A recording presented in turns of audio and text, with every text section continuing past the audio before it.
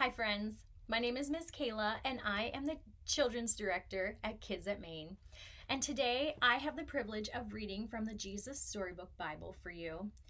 And today I am actually reading the saddest story in the Bible. So snuggle up with whoever you're listening with and prepare your hearts for the saddest story in the Bible.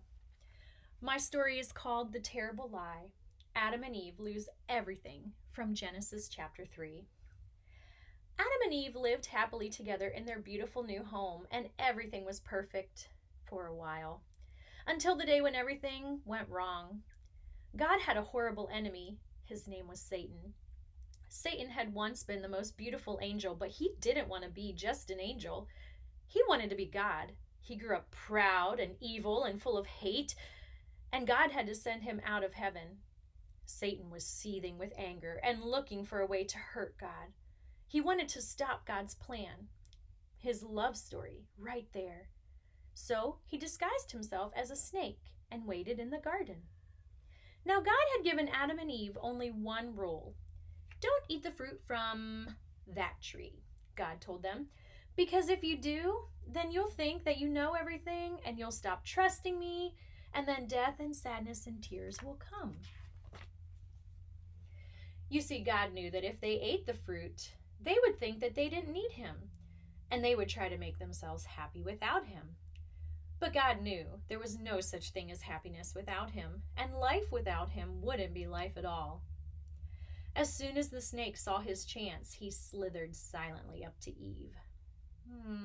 Does God really love you? The serpent whispered. If he does, why won't he let you eat the nice, juicy, delicious fruit? Poor you. Perhaps God doesn't want you to be happy. The snake's words hissed into her ears and sunk down deep into her heart like poison. Does God love me? Eve wondered. Have you ever wondered that? Does God really love me? Suddenly, she didn't know anymore. Trust me, the serpent whispered. You don't need God. Just one taste, that's all, and you'll be happier than you could ever dream. Eve picked up the fruit and ate some. And Adam ate some too. Oh my goodness, it just got really dark. That's so weird. Right when sin entered the world, it got dark. Holy cow. Well, we'll try this. See if we can finish our story. Wonder if I put it here. It's so dark. The terrible lie came into the world. It would never leave. It would live on in every human heart, whispering to every one of God's children, God doesn't love me. And it wasn't a dream, it was a nightmare. A dove flew from Adam's hand. A deer darted in a thicket. It was as if they were frightened by something. A chill was in the air. Something strange was happening. They had always been naked, but now they felt naked and wrong. They didn't want anybody to see them, so they hid. And later that evening, as God was taking his walk, he called to them, Children! Usually Adam and Eve loved to hear God's voice and would run to him, but this time they ran away from him and they hid. Where are you? God called. Hiding, Adam said. We're afraid of you. Did you eat the fruit I told you not to eat? God asked them. Adam said, Eve made me do it. What have you done? God asked. Eve said, the serpent made me do it. A terrible pain came into God's heart. His children hadn't just broken the rule. They had broken God's heart. They had broken their wonderful relationship with him, and now he knew everything else would break. God's creation would start to unravel and come undone and go wrong. And now, from now on, everything would die, even though it was all supposed to last forever. You see, sin had come into God's perfect world, and it would never leave. God's children would always run away from him and hide in the dark. Their hearts would break now and would never work properly again. God couldn't let his children live forever, not in such pain, not without him. There was only one way to protect them. You will have to leave the garden now, God told his children, his eyes filling with tears. This is no longer your true home. It's not a place for you anymore.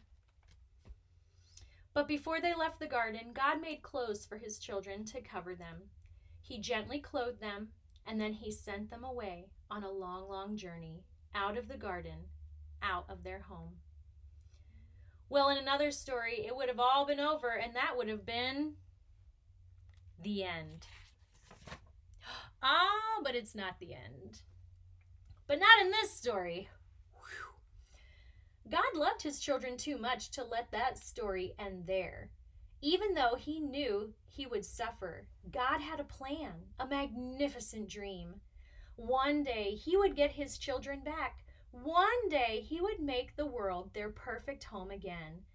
And one day he would wipe away every tear from their eyes.